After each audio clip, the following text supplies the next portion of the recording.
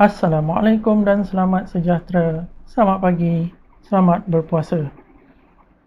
Okey, hari ini saya nak bercerita mengenai intercooler. Macam mana dia bekerja, apa asas dia, apa formula dia dan juga enjin kehilangan kuasa ataupun enjin kurang power disebabkan oleh intercooler. Apa sebab dia? Banyak benda kita nak cover, tapi semuanya cerita mengenai intercooler. Okey, pertama, intercooler hanya ada pada enjin yang mempunyai turbo ataupun supercharger.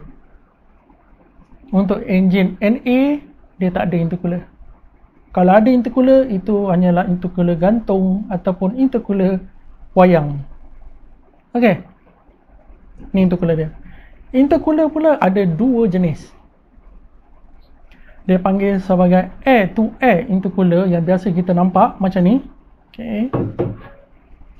Air to air maksudnya udara luar menyejukkan udara yang dimampatkan oleh turbo.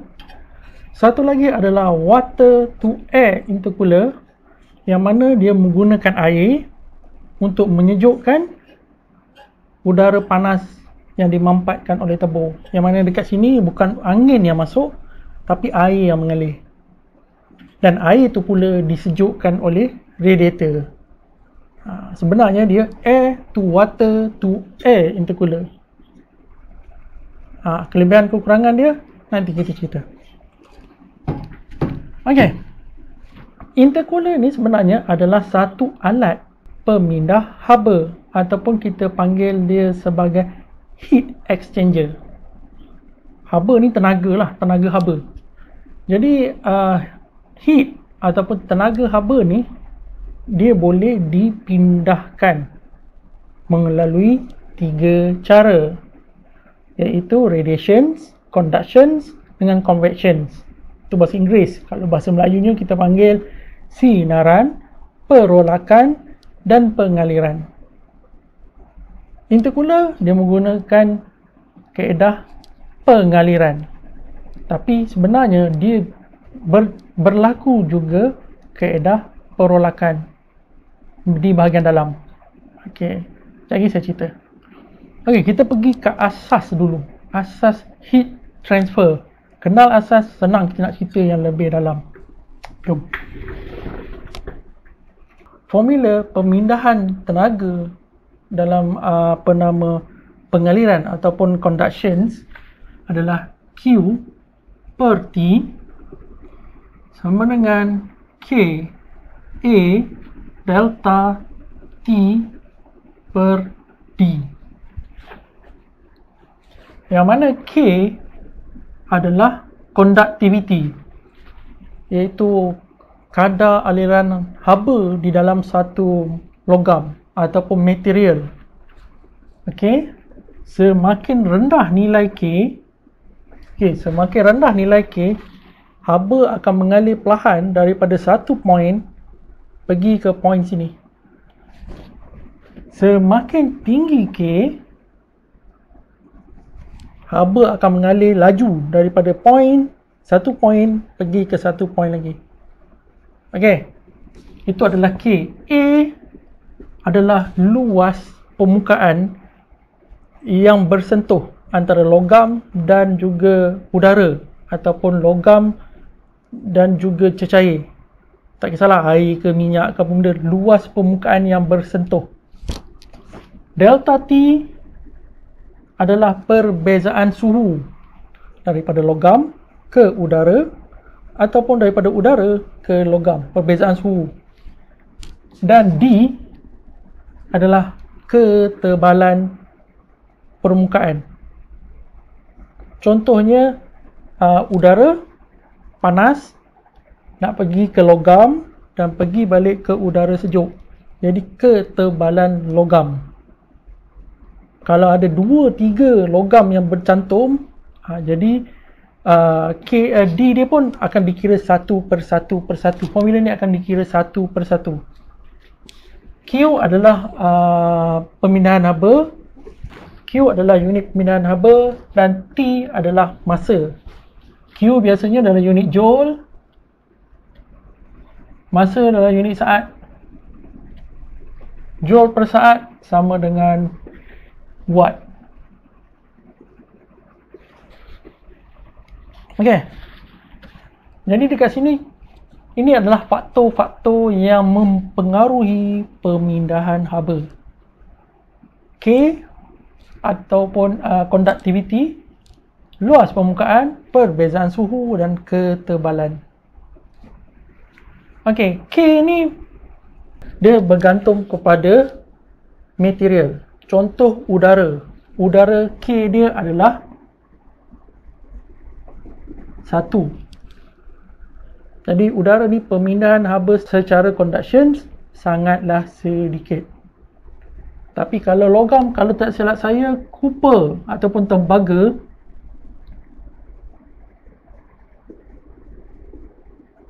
adalah lebih kurang 400. Okey, sorry, ini silap. Ini bukan udara. Okey, ini conduction udara,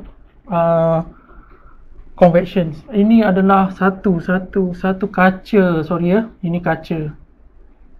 Kaca adalah 1. Tembaga adalah 400. Kalau tak silap, aluminium 200, aluminium alloy 200 something, 280. Ingat saya dah lupa, minta maaf ya. 280. Jadi kaca ni kadar aliran haba dia sangat sikit lah. 1 saja K dia. Tembaga adalah 400 dan aluminium lebih kurang 280 ke 300, saya pun dah lupa. Jadi semakin tinggi nilai K, semakin bagus dia memindahkan haba. Okey, A adalah luas permukaan. Itu sebab kalau kita tengok intercooler, semakin besar saiz intercooler tu, semakin bagus. Sebab luas permukaan dia semakin banyak. Okey. Delta T adalah perbezaan suhu daripada suhu udara yang dimampatkan, yang panas, kepada suhu logam, intercooler tu, dan juga kepada suhu udara kat luar. Semakin banyak beza dia, semakin lajulah haba tu pindah. Dan D adalah ketebalan logam, ketebalan material intercooler. Okey, kalau intercooler ni semakin tebal, dia semakin perlahan pindah haba. Semakin nipis, dia semakin laju dia pindah haba. Okey, jelas? Okey, jom sekarang kita bercerita mengenai intercooler. Okey, ni adalah intercooler Proton Suprema, Preve ataupun Exora, sama je. Saya sedia kecil je, macam ni. Okey, saiz kecil je. Tetapi luas permukaan dia tidak sekecil ini. Sebab luas permukaan dia akan dipengaruhi oleh ketebalan dia. Luas permukaan bukan permukaan luar, tapi luas permukaan yang bersentuh dengan udara, iaitu luas permukaan tube dan luas permukaan fin. Jadi semakin tebal intercooler, semakin luas permukaan tube dan fin. Kalau intercooler tu saiz yang besar, katakanlah besar tetapi nipis, luas permukaan dia silap air bulan sama saja.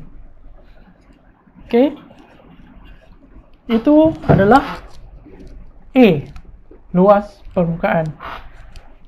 K adalah conductivity, logam. Ini diperbuat daripada tembaga. Okey, kalau radiator dia diperbuat daripada tembaga. Kalau radiator, ini kalau nak cek perlukan bantuan K. Okay, kita cari point kita nak kikir sikit. Okay, sini pula. Kalau kat dalam dia ada tembaga, jadi material dia adalah tembaga.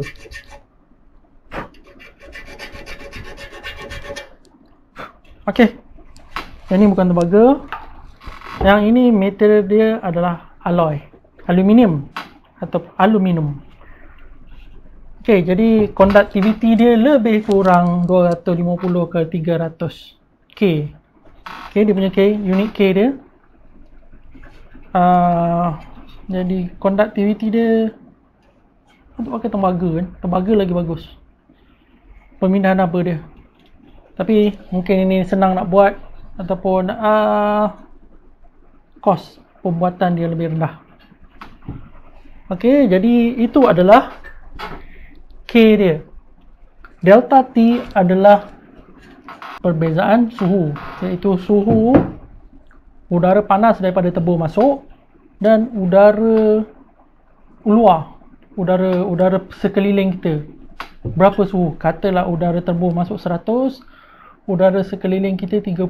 Jadi delta T adalah 70 darjah Celsius. Semakin sejuk udara dekat luar, semakin efisien lah pemindahan haba. Dan D adalah ketebalan.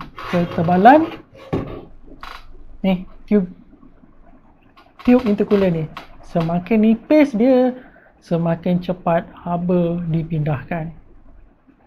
Okey. Tapi kalau nipis, kena batu, dia bocor. Jadi ada pro and cons. Okey. Kita nak bercerita kenapa intercooler ni dia boleh menyebabkan enjin kereta lost power. Kuasa enjin hilang disebabkan oleh intercooler sebab dia kacau antara 4 faktor ni. Yang pertama adalah intercooler yang sangat kotor. Bahagian luar dipenuhi oleh lumpur kering atau kotoran yang biasanya lumpur kering yang kadang-kadang terkena cat, kadang-kadang yalah, ada macam-macam kotoran, minyak lah, apa benda bahagian luar. Jadi apabila ada selaput lain yang melekat dekat logam, dia akan kacau di K. Sebab K ni sepatutnya adalah untuk aluminium sahaja. Tapi apabila ada kotoran lain yang melekat dekat intercooler, katakanlah kita panggil kata senang, kita cat bumper dan cat tu terkena pada intercooler. Cat dia mempunyai nilai K yang jauh lebih rendah daripada aluminium. Saya tak tahu nilai yang tepat, tapi cat nilai dia kurang daripada 30. Kalau tak silap saya, kurang daripada 30. Bergantung pada jenis cat. Jadi K ada dua. Satu K adalah aluminium dan satu K lagi adalah cat kat luar. Jadi cat ni yang menjadi penebat haba, yang akan menyebabkan haba daripada aluminium ni kurang mengalir ke udara luar. Kemudian D, ketebalan cat tu ataupun ketebalan kotoran yang melekat kat sini. Semakin tebal kotoran, semakin susah haba nak mengalir. Sebab dia tebal, semakin susah haba nak mengalir. Dan kadang-kadang kotoran juga akan mengganggu A.